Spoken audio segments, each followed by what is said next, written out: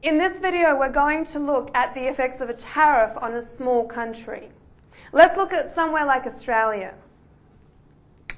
So here I'm drawing the domestic market in Australia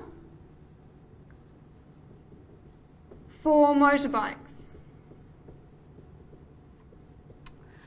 This is the price per unit and the quantity. Now, in this example, a tariff is a tax on imports. So we're assuming that Australia is importing motorcycles. This is the domestic demand in Australia, domestic supply. And as we can imagine, the world price is going to be lower than our domestic price, let's say at 300.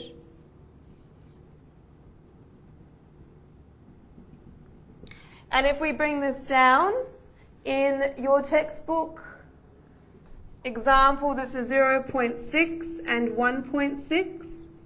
So the amount of imports is this deficit here, which is 1.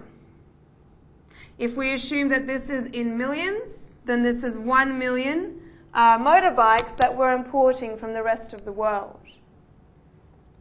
Now, let's draw the equivalent international market for motorbike imports. Again, we have quantity in millions and we have price. The world price is set at 300. 300 is basically the price charged by the lowest cost producer in the world. So at this price, there's a downward sloping demand curve. Remember, the demand for imports in Australia is equal to the demand in Australia for imports. Take the supply in Australia of motorbikes. So at this price, the demand is exceeding the supply. This is the deficit, which is met by the imports.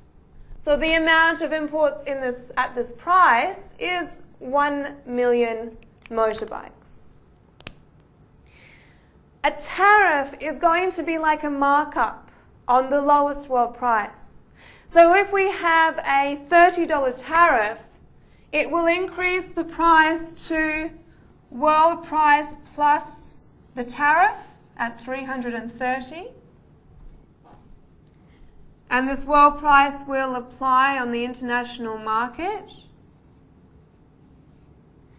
And it's going to decrease the amount of imports coming into Australia. You can see it on both graphs, over here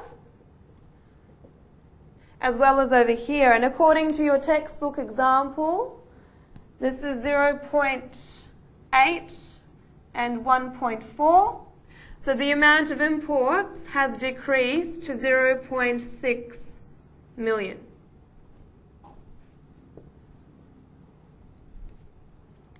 So this was the import quantity to start with, and this is the new import quantity.